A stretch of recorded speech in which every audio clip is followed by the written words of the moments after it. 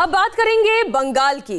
Battle of Bengal जीतने के लिए बीजेपी टीएमसी में जोर आजमाइश जारी है। रण क्षेत्र तैयार हो चुका है, लिहाजा दोनों दलों ने अपनी पूरी ताकत झोंक दी है।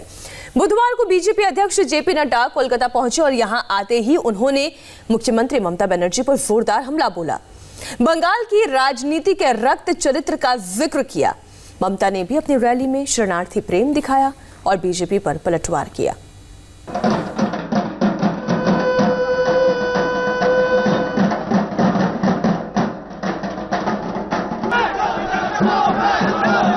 टीएमसी और बीजेपी कार्यकर्ताओं के बीच गुत्थम गुत्थी की ये तस्वीर बता रही है कि इस बार बैटल ऑफ बंगाल में क्या होने वाला है।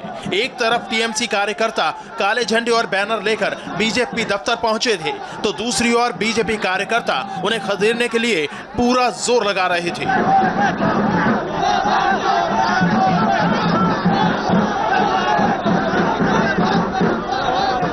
हंगामे की यह तस्वीर तब की है जब बंगाल में मिशन 200 के लिए जेपी नड्डा बुधवार को कोलकाता में बीजेपी दफ्तर के उद्घाटन के लिए पहुंचे थे। जैसे ही जेपी नड्डा पहुंचे, टीएमसी कार्यकर्ता पहुंचे और हंगामा करने लगे।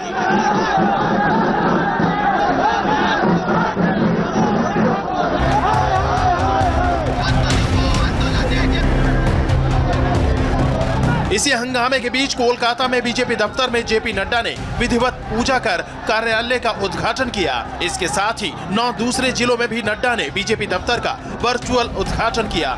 इस दौरान नड्डा ने कार्यकर्ताओं को जीत का मंत्र भी दिया। बंगाल में भी भारतीय जनता पार्टी ने एक लंबी लड़ाई लड़ी है। मुझे याद है कि एक समय था 9 साल पहले हमारा वोट प्रतिशत 4 था, 4। 2014 में हमारी सीटें हो गई 2 और हमारा वोट प्रतिशत पहुंचा 18 और 2019 में हमारा सीटें पहुंची 18 और हमारा वोट प्रतिशत पहुंचा 40 और अभी 2021 के चुनाव में भारतीय जनता पार्टी 200 सीट पार करेगी और सरकार बनाएगी। इस बात को हमको यहाँ वेस्ट बंगाल में 4 से 40 पहुंच गए। अब अंतिम छलांग लगानी बाकी है और वह हम 2021 में आप लोगों के आशीर्वाद से लगाएंगे। यहाँ ममता जी की सरकार को उखाड़ फेंकेंगे और कमल खिलाएंगे। इस बात को पार्टी दफ्तर के उद्घाटन के बाद नड्डा कोलकाता के भवानीपुर पहुंचे, जहां उन्होंने राजनीतिक हिंसा के खिलाफ बीजेपी का अभियान शुरू किया। इस कैंपेन को नाम दिया गया और नहीं अन्याय कैंपेन। इस दौरान वो कालीघाट मंदिर जाकर मां काली की पूजा करने भी पहुंचे।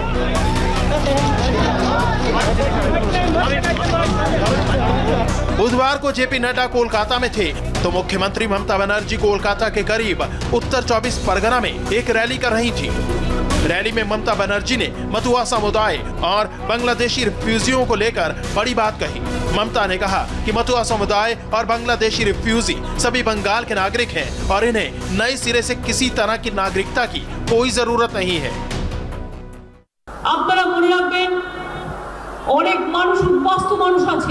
आप लोग याद रखिएगा, यहाँ बहुत लोग रिफ्यूजी हैं। उस पार बांग्लादेश के हैं, इस तरफ भारत के। उस पार से बहुत लोग भारत में आए हैं। आप लोग रिफ्यूजी होकर आए हैं, लेकिन हमने बहुत आदर के साथ आपको ग्रहण किया है। याद रखिएगा, ये सिर्फ हमारा ही घर नहीं है, बल्कि आपका भी घर है और इसके लिए आपको नए तरीके से किसी सर्टिफिकेट की ज़रूरत नहीं है, क्योंकि आप सभी इस देश के नागरिक हैं और CAA बोलकर आप लोगों के साथ साजिश की जा रही है। यह अगर आपने एक बार शुरू कर दिया तो कहेंगे कि दादी की उम्र बताओ, दादा की जन्म तारीख बताओ। बिना कुछ किए ही आप लोगों को राज्य सरकार ने नागरिकता दी है। आप लोग सभी नागरिक हैं, नए सिरे से किसी सर्टिफिकेट की जरूरत नहीं है। यहाँ ये बताना जरूरी है कि ममता बनर्जी CAA और NRC के खिलाफ रही हैं और बीजेपी का ये चुनावी मुद्दा है और चुनावी माहौल में बंगाल में राजनीतिक हिंसा थमने का नाम नहीं ले रही है। बुधवार को कूच बिहार के तूफानगंज इलाके में बीजेपी के एक और कार्यकर्ता की हत्या कर दी गई।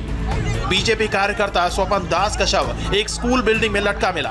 स्वपन दास के परिवार का आरोप है कि हत्या के पीछे टीएमसी के लोगों का हाथ है। बीजेपी लंबे समय से बंगाल में कानून व्यवस्था पर सवाल खड़ा कर रही है। ऐसे में नड्डा ने एक बार फिर से ममता बनर्जी पर तीखा हमला किया। वायलेंस की बात करूं आज सुबह हमारा एक कार्यकर्ता मारा गया, कल हमारा एक कार्यकर्ता मारा गया। 130 कार्यकर्ताओं ने जाने दे दी, 130 कार्यकर्ताओं।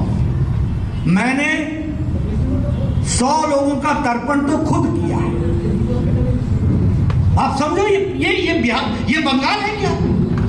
बंगाल इस बात के लिए जाना जाता था क्या? क्या हो गया कि अगर हम ममता जी को देखें तो जिसको बोलते हैं असहिष्णुता, इंटॉलरेंस, दाय नेम इज ममता, यह दूसरा नाम है इंटॉलरेंस का। राजनीतिक दृष्टि से विचारों का आदान प्रदान होना यह प्रजातंत्र की खूबसूरती है।